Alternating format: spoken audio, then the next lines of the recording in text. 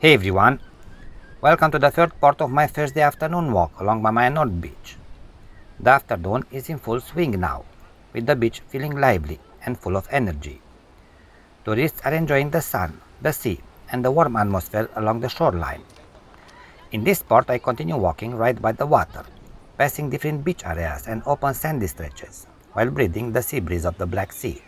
So if you'd like to take a short break and enjoy a few minutes by the seaside, just walk along with me and take in the views and the natural sounds of this place. Thanks for being here. Cheers!